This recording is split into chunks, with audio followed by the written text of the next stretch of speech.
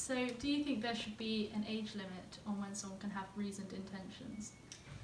Yes, I think we set the law at the moment as 18 for a lot of things, and research shows that as the brain is developing, it's able to make cognitive judgments.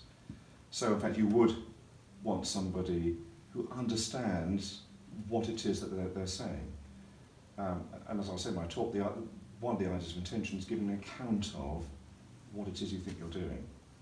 So but the other problem is the other end. You know, if you're very old and you haven't got that cognitive faculty in the same way, are you unable therefore to make these decisions? And that's particularly pertinent for euthanasia, as you probably realise.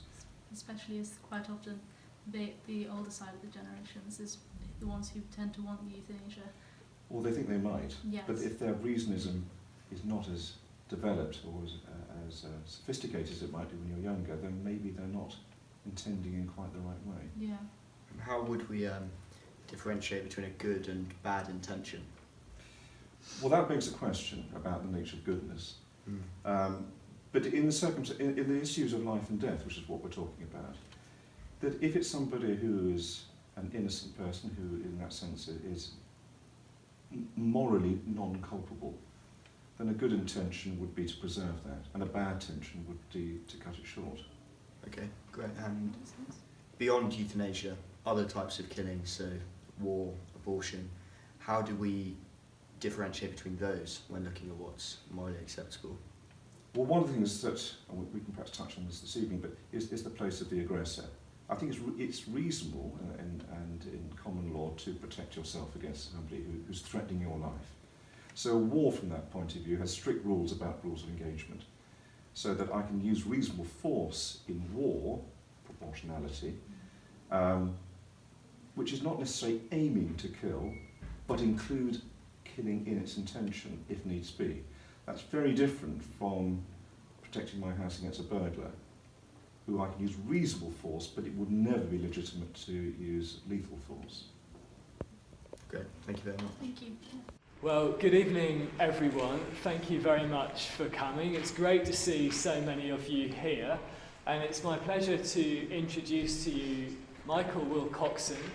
He is Head of Divinity at Eton College, and he's published widely in theology and ethics, including his well-known book, Issues of Life and Death, which is one of the set texts for the sixth form, for the A-level. And he's going to talk to us today about euthanasia. The way the evening is going to work is that Mr. Wilcockson will talk for an elastic 15 minutes, so it could be slightly longer, and then Alfie and Amber are going to ask some questions, and there's going to be a bit of a dialogue on the stage, and then we're going to open it up for questions. So we should be finished just before 9 o'clock. Okay, Mr. Wilcockson, thank you. Over to you.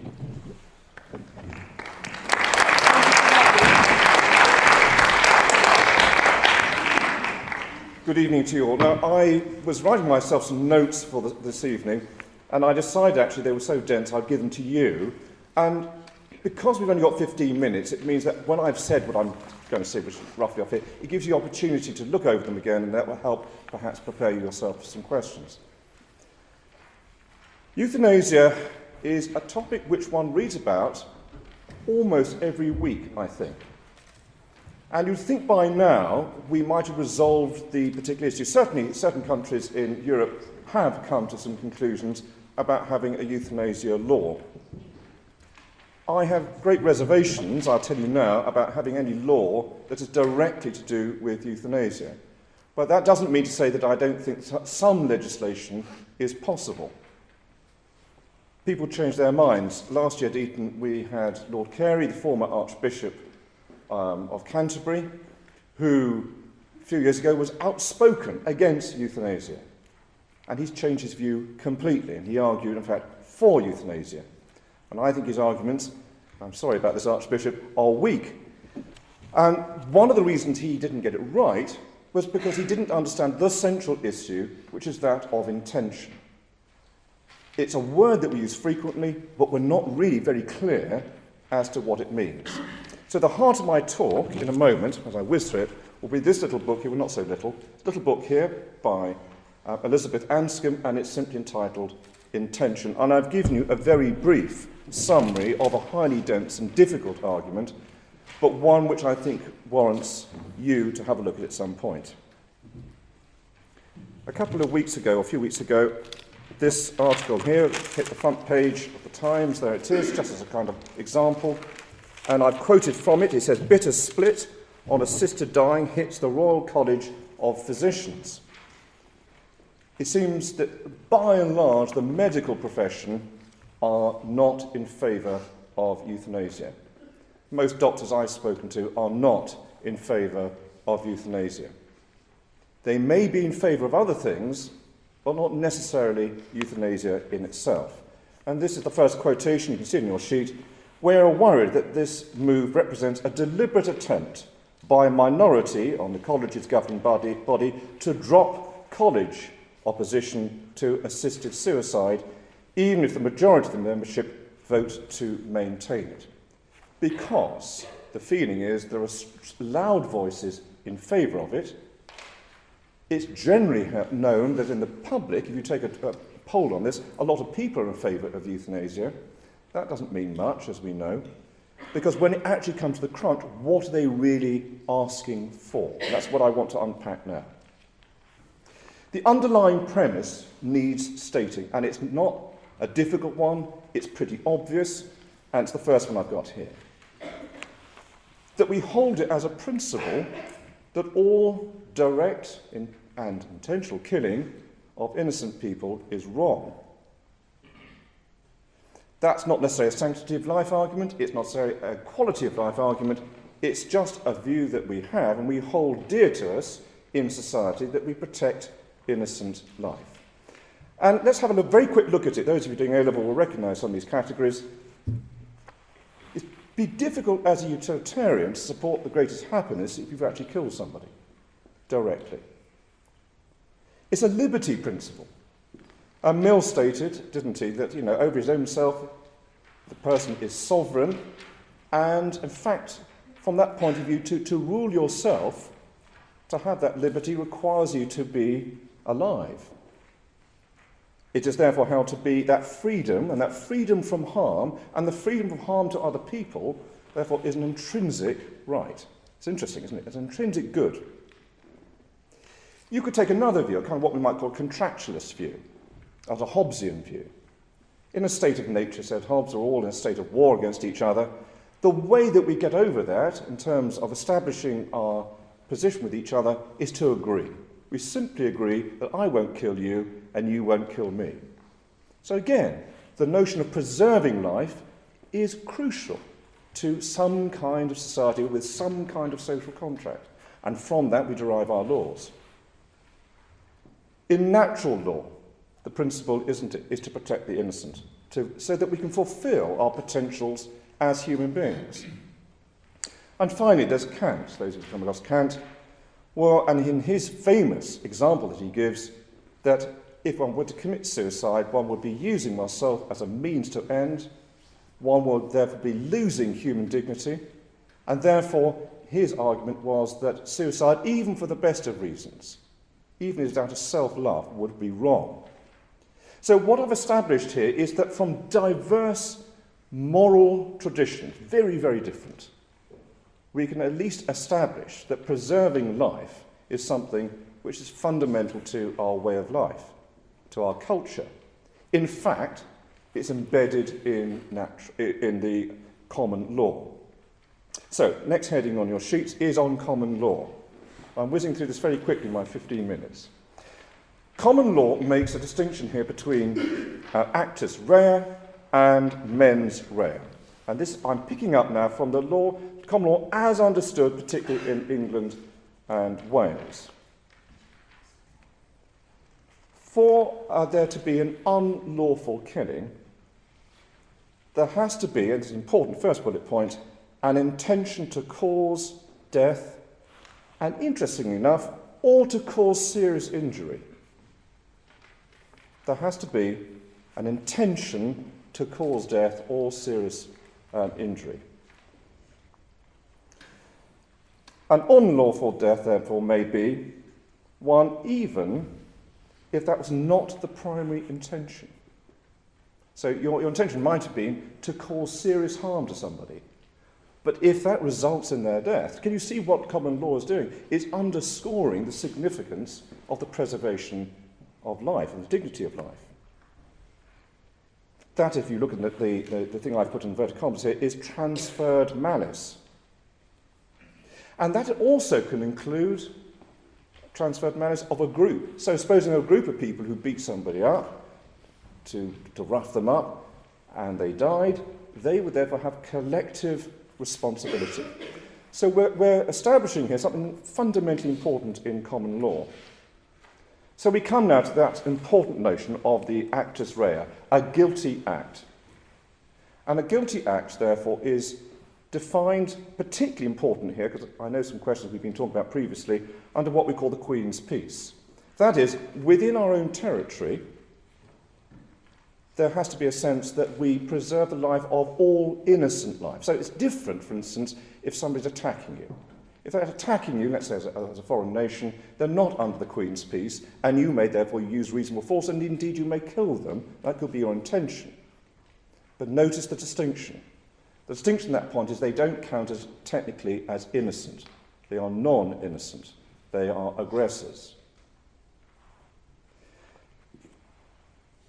So the notion here that we have is of the guilty mind. If you look at the bottom quotation, and I know I've committed a heinous crime here by quoting from Wikipedia, but it's still, I think, a good one. There must be something more than mere foresight or knowledge that the death or serious injury is a natural consequence of the current activities. There must be clear evidence of an intention. In other words, we're not just talking about cause and effect, as perhaps utilitarians or consequentialists might do. We're talking about the intention behind that which has led to that particular result. So therefore, it's possible to do something which is therefore not intended and not be guilty for it. It's important. And at the same time intend something different which has a different consequence. Sorry, which has the same consequence. So we can have an intended act, an unintended act, which have similar consequences, but we're not looking at consequences in and of themselves. And this is made very clear here in the Suicide Act. So let's have a quick look at it. Because this is what our present law hinges on. And it's talking here about unlawful killing, i.e. murder. So until 1961, it was illegal to kill yourself, to take your own life. The Suicide Act does not say that it is good to take your life. What it says is that it is wrong for other people to aid, if you look over the page, to aid, abet, and counsel. I hope it's there. Oh yes, thank you. To aid, abet, and counsel, or procure the death of somebody else. And that's because we are preserving the common law principle that intentional killing of innocent life is wrong, it's illicit, it's illegal. Okay, so that's established the principle of preserving life. It's also enshrined in common law. It's also enshrined that there's a distinction between intentional acts and non-intentional acts, even if the consequences appear to be the same. Now, in 2005, Lord Joffe submitted his assisted dying for the terminally ill bill, and as far as I know, it still remains a bill and it hasn't yet become law. So the question is, why hasn't it become law? And my suggestion to you, it hasn't become law, is because this area is so thorny in terms of the consequences of, if we change the law, that we haven't yet got it right. And perhaps this evening we can perhaps give that some more thought. And this is what he said. His bill would enable a competent adult, notice a competent adult, who is suffering unbearably as a result of a terminal illness to receive medical assistance to die at his own considered and persistent request, and to make provision for a person suffering from a terminal illness to receive pain relief medication. So, the conditions are this. Somebody is dying, they're presumably in quite a lot of pain, presumably, and they have persistently asked to die. Well, what they're asking you to do is to assist in their suicide. Notice that we're not calling this euthanasia.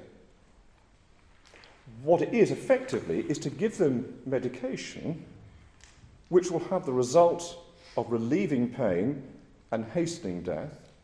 Therefore, technically, I suppose, it's either assisted suicide or, as some people would like to call it, passive euthanasia. But as soon as I use the E word, euthanasia, people say, oh, well, then you're letting euthanasia in by the back door. And we don't want to let euthanasia in by the back door because our law as it stands and in common law is life-preserving. If we have a Euthanasia Act, then we're saying that not all life is worth preserving. So the principle of common law would be abrogated. And that's serious. So you have to ask yourself, if you're in favour of euthanasia, what are perhaps your unintended consequences? What are you saying in terms of a common law which now says we can kill people? And we can kill innocent people. Innocent people to find, if you go back to the Actus Rea, that is under the Queen's Peace. Somebody living in this territory who's not an aggressor, who's innocent from that point of view, you're then going to say, we may kill them. Even if they request it, you're still saying, we're permitting it under law. And this is the problem. And this is why we don't have a Euthanasia Act at present, and it's why the assisted dying for terminally ill is in the balance. I haven't told you yet what I think, but this is the problem. So the question is, could we have a law that would allow you to intend to remove the pain and suffering of somebody, but not intend their death? In other words, that would still be the principle of life-preserving, because you're not intending their death, even if you could see that were a consequence of your action.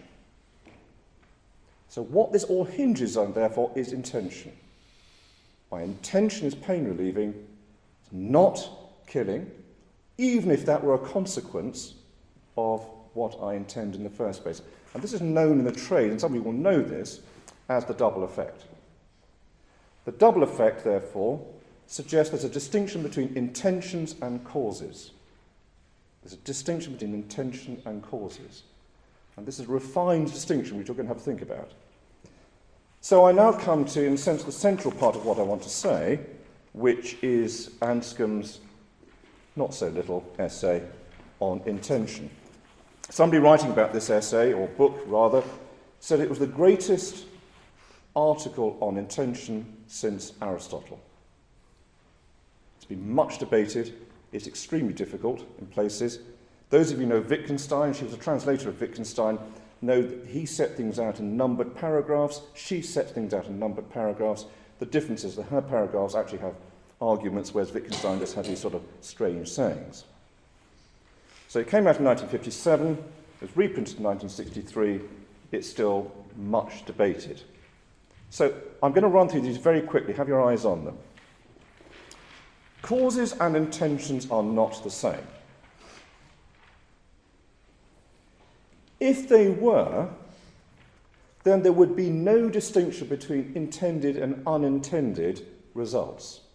And there would be no distinction, and that wouldn't matter. So what I intended would be no different from what I don't intend, so we might as well forget all about intentions altogether. And that seems to be counterintuitive. I have a sense of intentions. I have many intentions in one day. Don't carry them all out necessarily. So here's our first example. Supposing X causes a glass of wine to fall off the table, this is hers, by the way, because they were surprised. You're sitting by the glass table, you had your hand by it, somebody opens the door, you're surprised and you knock the glass off. That's a causal action, but is unintended. Supposing now X knocks the glass of wine off the table because he or she doesn't like it. That's intentional. Does that seem reasonable? Is that a reasonable distinction? So one is causal, and therefore has no intentions to it. and the other is an intended action. The results are the same. The intention makes the difference. So, what are intentions? And here's the key to her whole essay. She says that intentions require an explanation. They require you to say why. Why did you do it? I knocked it off the table because I didn't like the wine. That's totally different from a surprise action where you simply knocked it off the table. The result is the same, but the explanation now makes all the difference. Now, bear this in mind when we're going to talk about passive euthanasia, or indeed, perhaps, assisted dying. The other thing she says is that motives and intentions are distinct. Now, you may find that somewhat difficult to explain. A motive does not require an explanation, according to Anscombe. An intention does. A motive is just something I have. I hated him. I liked him. I was fed up. An intention requires a kind of narrative that goes with it, that explains why it is you have acted in such and such a way. So you can see now, when you go back and look at what I've said earlier, it requires, therefore, to be somebody who is competent, who has enough reason and self-understanding to give that reason. So a very small child can do things which they're motivated to do, but they don't know what their intentions are. Can you hold them to be morally culpable, or blameworthy, or responsible? No, you can't. They will learn to do so when they can give an account, and a trustworthy account at that. So, as she says in the next bullet point, intentions only judge in the act itself. The term intentional relates to a form of description of events. A description of events. And so now we come to our next famous example here, which is that of going shopping. The discerning factor, she says here, is something called a direction of fit. What we want to know is, what is the interior story which somebody is telling themselves when they perform a certain action? What's the interior story they tell themselves as they go about doing something? That's distinct from what they might or might not do. So the example she gives, we're almost getting to the end now, is this. Supposing a man has been sent to go shopping. This is the 50s, by the way, so this is a very unusual event. So a man's going shopping, and he's either got his own shopping list, or his wife has given him a shopping list. There's a detective in the store writing down everything that the man is taking off the shelves. So what he observes the man doing, of course, is causal. Supposing the man makes a mistake. Supposing he puts into his shopping basket margarine when his wife has specifically says get butter. What do you say? And he says, well, you can't say, oh, we can easily put that right. We'll just cross out butter from the shopping list. We'll write margarine. You can't go backwards on that because the intention, the shopping list, represents the internal narrative that he had when he went shopping. As far as the detective is concerned, he just put margarine in the shopping basket. Can you see the difference? The detective is looking at causal account. The man has an intentional narrative. There's a distinction. There's a very famous example, most of you will know this, of the trolley bus. Do you know the one where there's 5 men tied on a track? Do you all know the trolley bus example? All right. So in this particular case, there's 5 men tied on a track, there's 1 man tied on a track, and there's a tram or trolley bus hurtling towards them. Now, at the moment, it's on the track to kill 5 people. So what do? Well, the utilitarian says, well, this is absolutely no brain. It's very easy to just change the points and you kill the 1 person. That's causal. What's intention say about it? The intention says, now we come back to it, I must not kill people. I do not kill innocent life. That's my narrative. So I could flick the switch and kill 1, or I could let the trolley bus go over the 5 because my intention is not to kill. Now, the utilitarian has absolutely no truck with that because they're thinking causally. Anscombe is saying The outcome you may think is not good, but the intention, the narrative I've told myself, is one which is good. Of course, you could flip it round. You could equally say, okay, I'll kill the one and allow the 5. But again, it's the narrative which you're judging. So it's intention as a narrative of a mind. A mens rea. Is the mind guilty or not guilty? Milton Friedman, you might have come across, this is my last point, who was a famous economist, won a Nobel Prize, said, one of the great mistakes is to judge policies and programs by their intentions, rather than their results. You can see where Friedman's coming to, and that's the antithesis of really what Anscombe's arguing. So, here's my proposition to you. Given that in mind, could we have an intention to relieving pain in extreme cases where death was foreseen but not intended be sufficient to change the law without damaging the common law notions of protection of life? In other words, could we have a law that takes when you say, I intended to relieve their pain, I know they were dying, but it was not my intention to kill them? Because that's different. Even if I foresee death, that's causal. Even if I foresee death, it's not the narrative that I have. That's a really subtle distinction. It's a hugely important distinction, but can you understand why it's not law yet? If one could be convinced that were people, notably doctors for instance, who could say, I was relieving pain of Mrs. X because she was in considerable amount of pain, and that took away her suffering, but it was not my intention to kill her. I could foresee it, but that was a causal result, but not an intention. Thank you.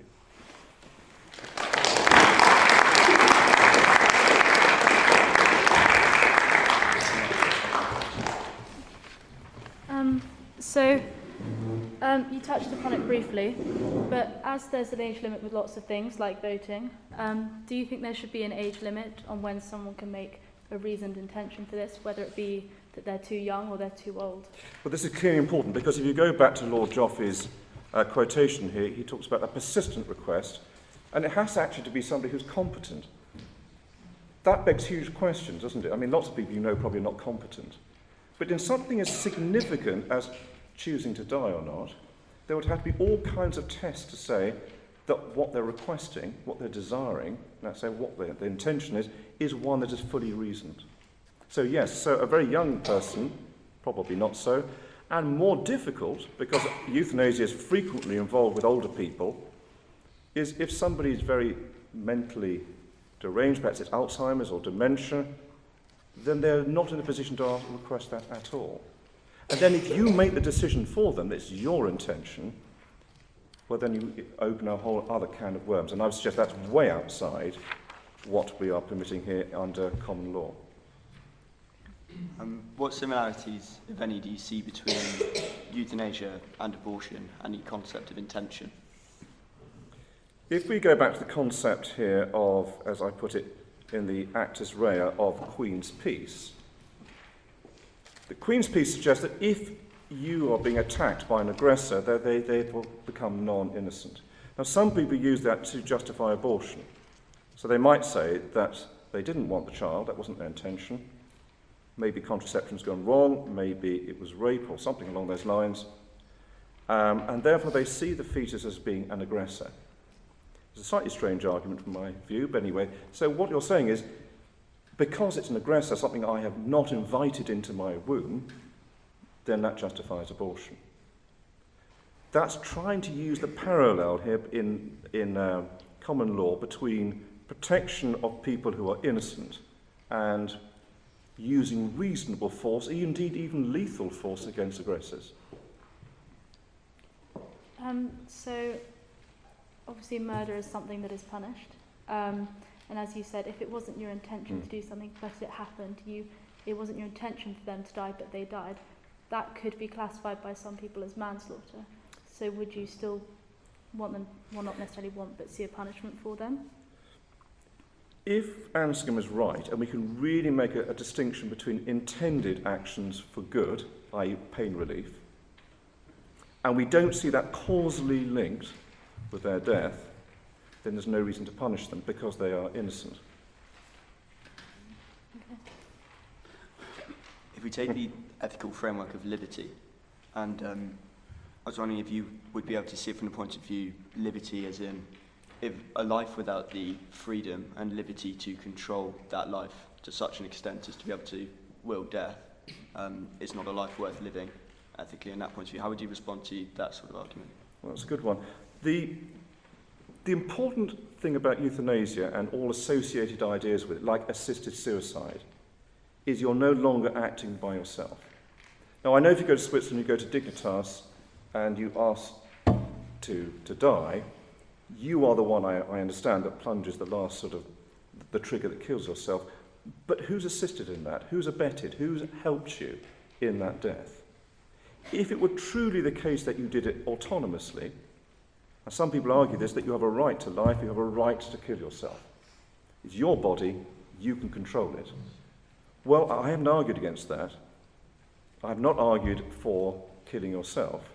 I am arguing that there's problems when it comes to assisted suicide. So the assisted suicide would have to be, I'm only assisting in relieving your pain, I'm not intending to kill you.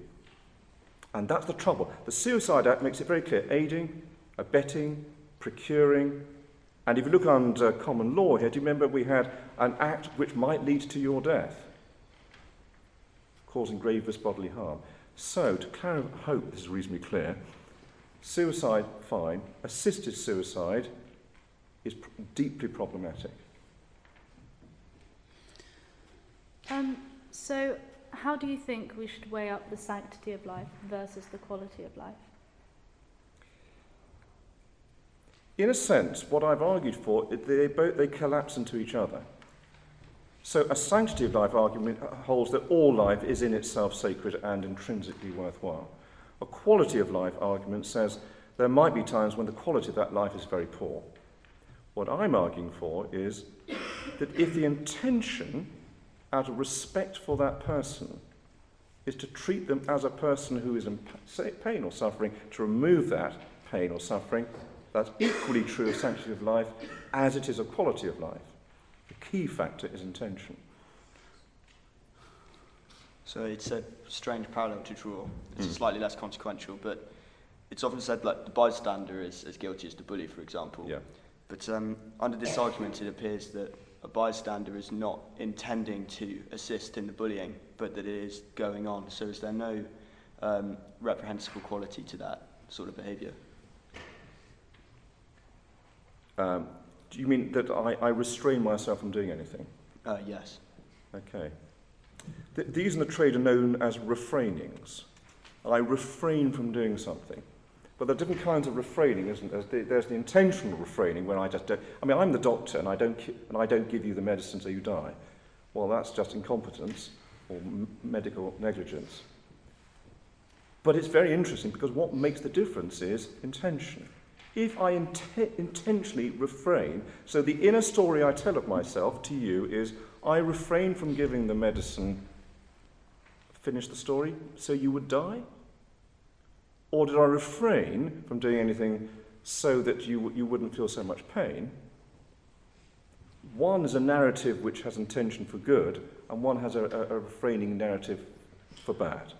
So, I come back to it, the distinction on the refraining is, going back to Anscombe's point, why? What story do you tell yourself? It's the shopping list, isn't it? What was the story of the shopping list? Why did I do this and not that? How did I understand my action? It doesn't help you, but it's an important distinction yet again, I think. So, if it's all based upon intention, what would you personally say is a worse intention?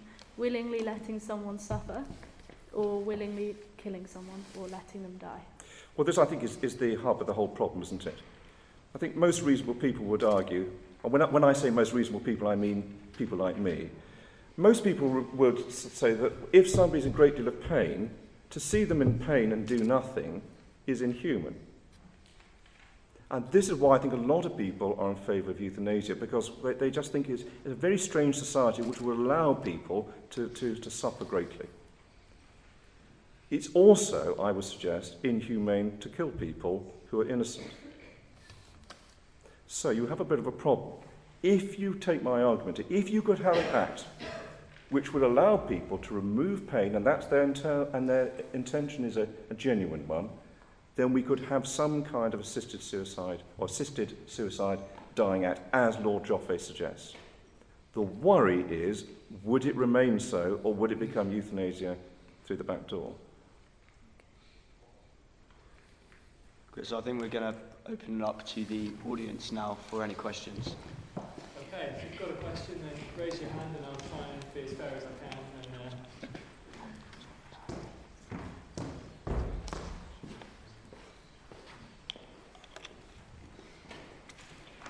Alex.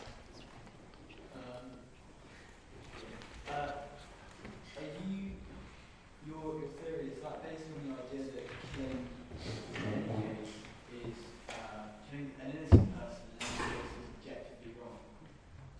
Yes. Well, not sure it's objectively wrong, but it's certainly through common law. What I've suggested is that some people think it's objectively wrong, some people think it's wrong just as a kind of contract. There are so many different moral ways of thinking which generally hold that killing innocent people is not a sign of a civilised society. So, would you kill somebody who's innocent? If they were suffering and they want to die.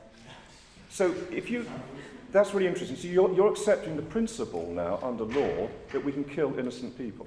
So if the government came up and killed somebody who's innocent, you wouldn't feel any kind of outrage? But if they wanted to die and they were in the right mind, then yeah. If they kill themselves? But I wouldn't want to kill them. There was a case last week, I don't know whether you followed this, but a woman who had bludgeoned her husband to death. He was a very abusive. And she's gone to prison. And that has to be the case under common law. She's been let off the rest of her sentence because they understand the mitigating circumstances and the feeling somehow that she'd been put in a position where she was, in a sense, she had very little option to do otherwise. Now, most of us feel deeply sympathetic for that woman, as you might do for many other cases where somebody's very ill, great deal of suffering, and you think to prolong that life is inhumane. But the principle I'm asking you to think about is, do we want a law that says you may kill innocent people with no punishment, with no constraints on that at all? Because if you do, the worry is you're having a society which permits, under law, the killing of innocent people. Other questions? Yes. In most countries around the world, one of the worst things you can legally do after murder is torturing someone.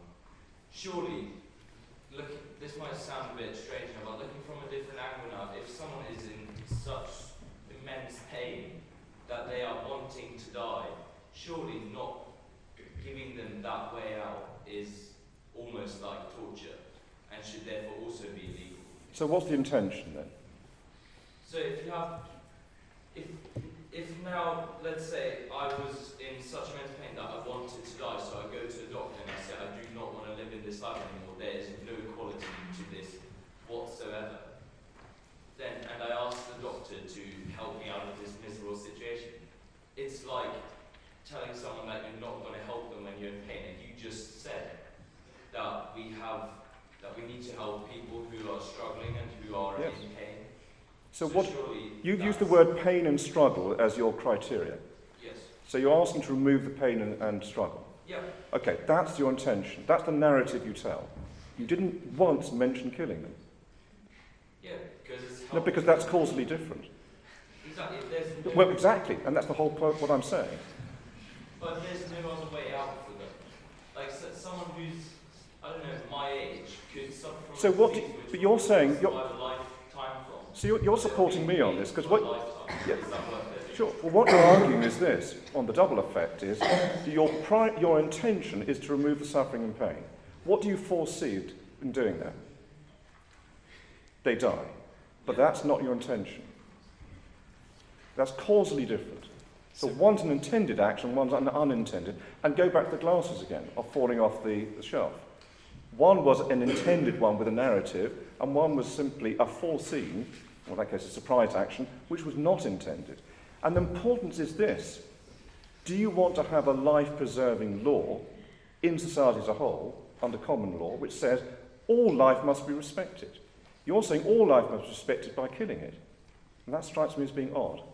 Just to mediate a little bit. Yes.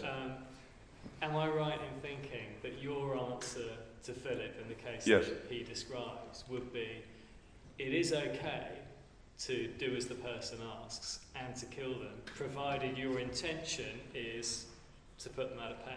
No. My intention is to take them out of pain. My intention is to take them out of pain, but I foresee that it will kill them. But that's unintended. And that's not okay? That's not okay. Yeah. Well, sorry. It's okay if the narrative is to remove the pain. The foreseen but unintended consequence of that is death. Good. Us. So, surely you can just argue your way out of punishment if you find it good enough intention. Yes, exactly. Yes. There's a problem, isn't it? Do you want to say more about that? Well,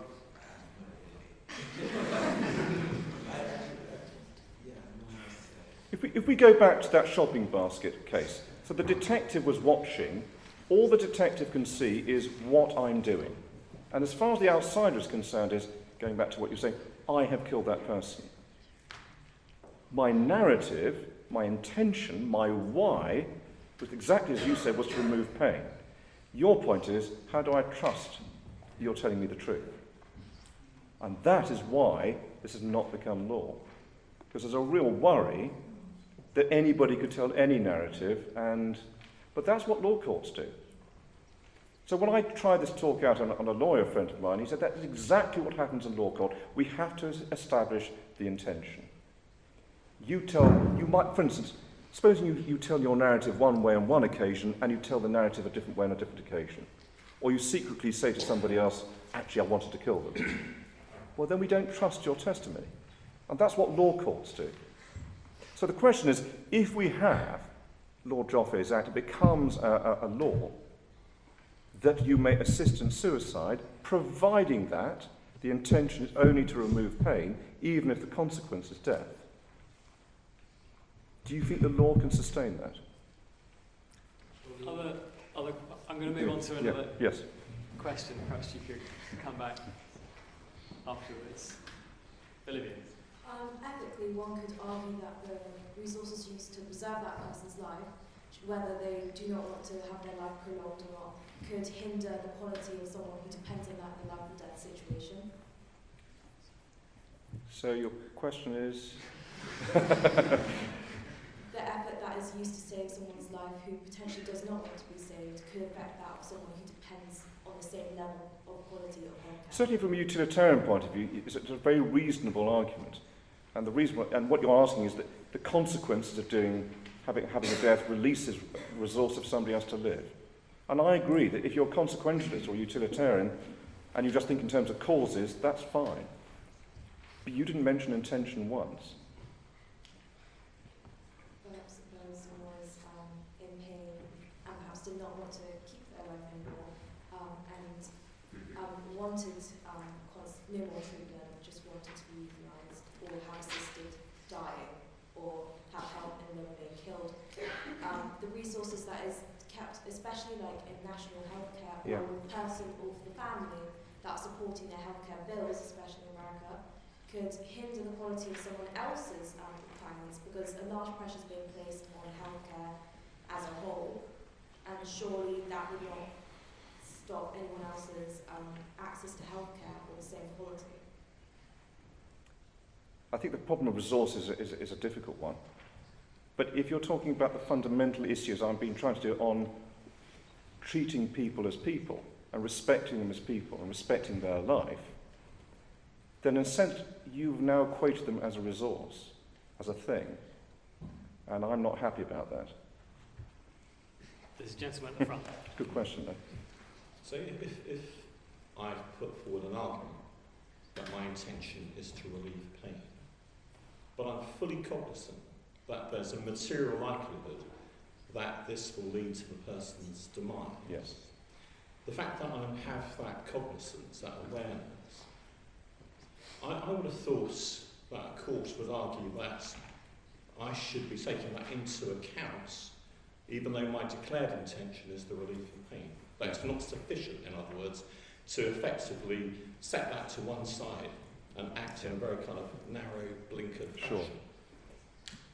Well, that and the question you asked me behind is the crucial question. And any utilitarian looking at my argument would say it's nonsense. All we're concerned about is outcome. And if you foresee an outcome, aren't you in some sense responsible for it? That's absolutely right. I don't really have a foolproof answer to that. If I did, we could change the law. So the question, therefore, is that because I can't, you just have to rely on the fact that if I foresee, I mean, in philosophy, what happens first is my intended act precedes the foreseen consequence. So logically, we're going for the intention which comes prior to the foreseen consequence, which I don't intend, even though I am aware that it's very high likelihood that it will happen. But knowing that something might happen is not the same as intending it. Go back to the glass falling off the shelf. There was a question in the middle next to Tilly. Okay, at the back. If intention was translated into the laws, how would you go about policing that intention? Well, I think these are really good questions. In the end, it has to be that each case would be done individually, and each case would have to be tested by lawyers, I suppose. This is unsatisfactory, isn't it? Because it's after the event. And what worries doctors is that their intentions could be as I'm suggesting, and then they suddenly find that they're locked up and put in prison. The Director of Prosecutions, Public Prosecutions, did make a ruling on the 61 Suicide Act in which he said that if it wasn't in the public interest to prosecute, then prosecution would not take place. Now, I understand why he's doing that, but as a guideline, it's terrible. How do you know whether it's going to be in the public interest or not to prosecute? So we're no better forward. So I think really what we need is a change in law, but it will have to be in such a way that makes it really clear what the scope of the intention is. It may not be a very satisfactory answer, but that's the best I can do. I think we've got time for 3 more questions, so let's have Clara at the back. It's too far away, so go at the back, sorry. So you know how, like in America, you can kill, like, very bad person, like, kill multiple people, and run away from prison, done like loads of, like, this guy with death. Couldn't quite catch that. So surely Yeah. they can allow killing for like people that want it themselves. So their intention is the same because in death rate, your intention is to kill a person. So you can have an intention to kill someone, but it's a good intention because they want it themselves, and like they have a reason for it.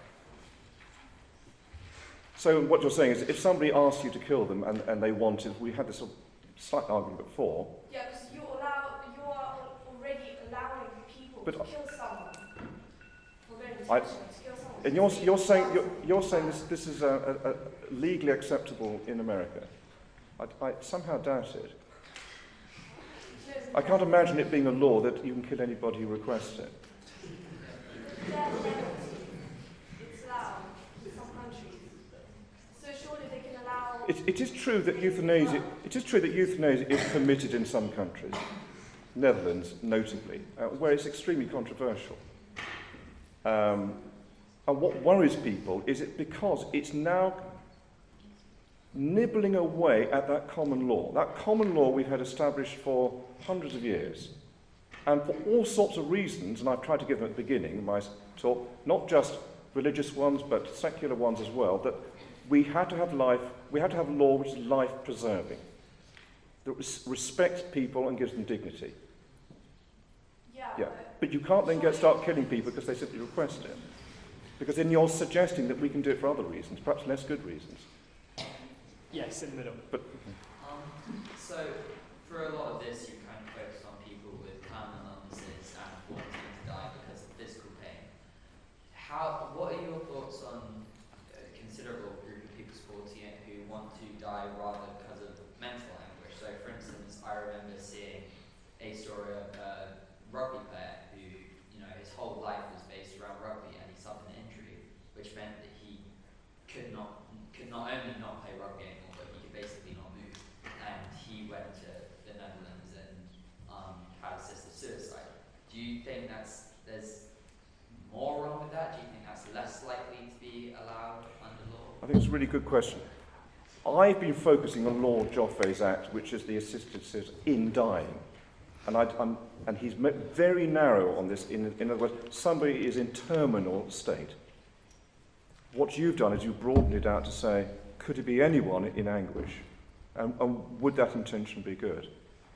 I haven't addressed it directly, and it's a really good question on what would I think myself.